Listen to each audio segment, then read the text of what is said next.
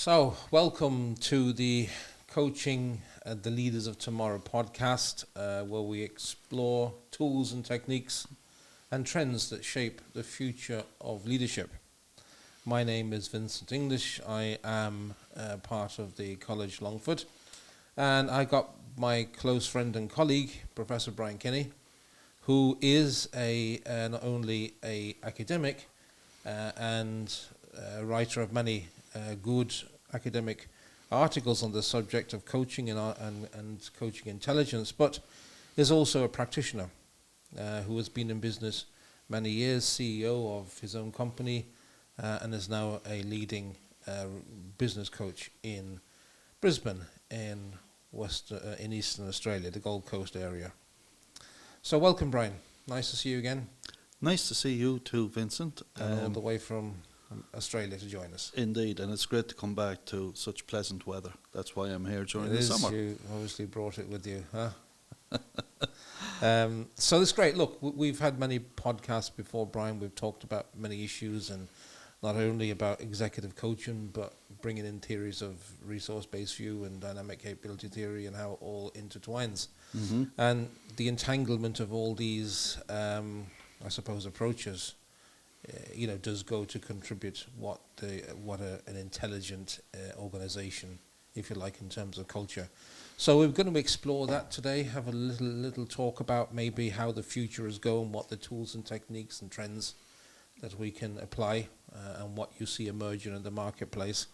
So really what we're talking about, I suppose, in summary, is why has executive coaching gone from something that's nice to have to a must-have right now in modern business, and more importantly, we'll discuss where that's heading next.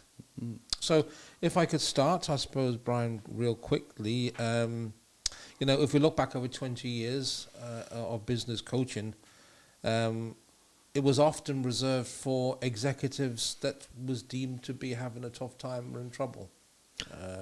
But now it's seen as an investment, a high-performance investment, something. Why do you think there's been a shift, Brian? Well, I think that people have come to realise, and the companies have come to realise that people, when they change for the better, it actually helps the whole culture within an organisation, and productivity goes up, and you get good people. And also something I have noticed over the past couple of years is that companies that are investing in their people tend to get the best of the best coming to work for them. So it's people, I notice in companies that don't have time or don't train people or help them develop professionally and personally, they tend, if they do get good people, the good people tend not to stay with them. That's an interesting point there, because you're talking about business coaching as being seen as a retention tool, a bit like, we'll say, offering a company car or a health plan as an incentive. So really you're showing the employee or coachee, I suppose, in your language, that they're valuable enough to invest in. Absolutely. And it is very important that when you do invest in people like this and you help them to develop, that you create the best people that you can, but you also have a culture where they don't want to leave. They could easily leave, but they won't leave because they really enjoy where they are. And contentment in one's workplace means a lot more than financial reward. So really, what I suppose this shift we're seeing is not so much about a remedial approach.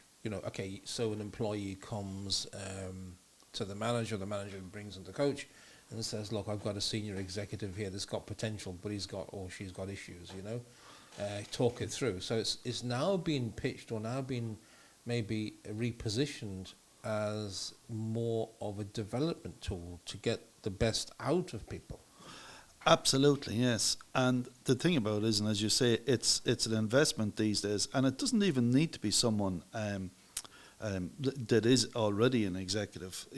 Probably executive coaching is a bad name for it, because in some organisations I'm working with people that are further down the line and preparing them to come up along and be promoted and to see if they will fit in to higher positions. And it comes down to the management of people and knowing how to manage people. So do you see yourself maybe as someone who would take we'll just say any employee, it doesn't necessarily have to be one with high potential, but bringing them along on a journey of reflection, perhaps? Absolutely, yes, because reflection is so important, because without reflection, things don't really change if people are not reflecting, because people who reflect also can see the mistakes they make themselves, etc., and that, and maybe they could have handled something better. But when they reflect, they can see this, so their approach the next time will be different. And very often, I find that people that come on board for coaching, not everybody is coachable, but thank God, the vast majority of people are. But when they come on board and they then tell me, maybe 2-3 months down the road, my team has improved. When in actual fact, the improvement is in them. And I think that's important, well, I from what I see anyway, that there's an increasing need for companies to become more agile. And that's because, isn't it, the changing environment.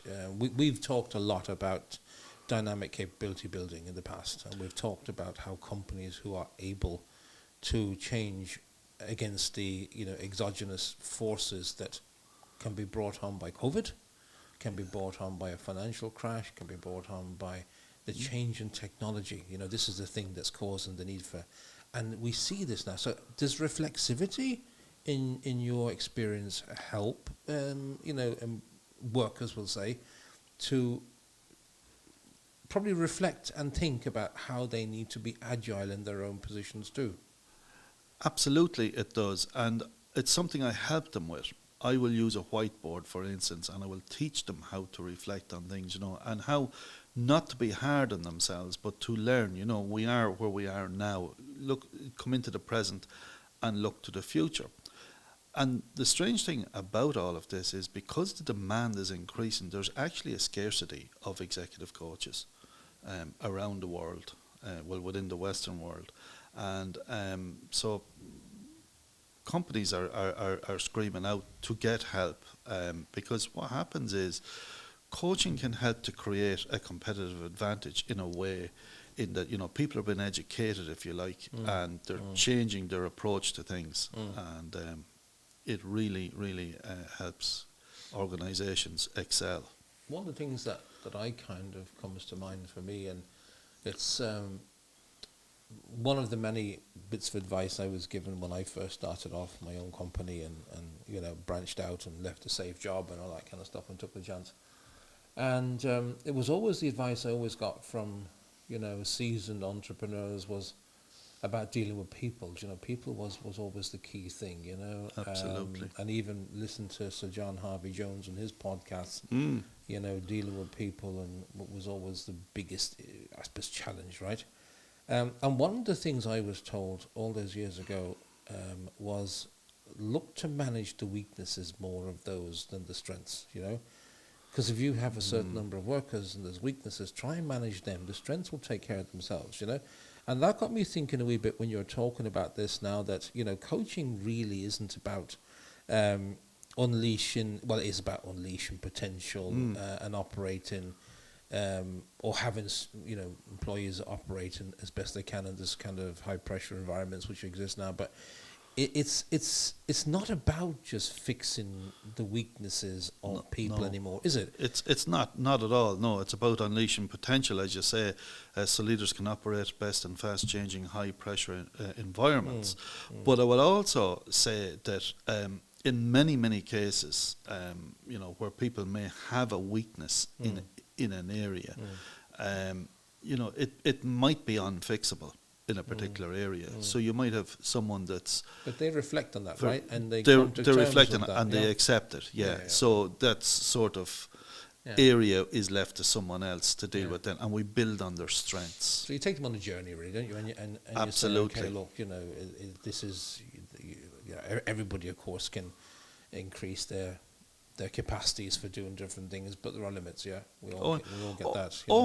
Oh, there are limits. I mean, for instance, there are companies that I work with. I mean, if I was working in the companies, my expertise. I mean, for instance, if this was a manufacturing plant of desks here, don't ask me to make a desk, but can I manage the company? Yes, I probably can. If you know what I mean, and I can get people on side and get carpenters and cabinet makers, working in harmony. But it's the respect of having people who have talents in different areas, that you bring them together, and especially around the management table, that they have competencies in each area. If 4 people own a business, 25% each, well, when they're working together, they're good in different areas, and when they're working together, the output is 10,000%. Yeah. It's all about interoperability, isn't it? Making Absolutely, sure that interoperability. everything, and that really is kind of the global, I suppose, or the holistic approach of the coach, is to look at every aspect. So, there's nothing is in isolation anymore. Yeah, absolutely. And one of the most difficult things that I deal with, now look, I know how to deal with it, but is to get people in management and in an executive seat. Sometimes they've been promoted, just to stop thinking so much operationally. Yeah. And to look at the business differently, because I've come across this a few times where someone is just too busy operationally and they don't know whether they're making money or not. And I've come across it twice where they're actually losing money in that particular section of the business. It goes back to the old adage, doesn't it? Work on the business, not in it. Absolutely. Yeah. Okay. Absolutely.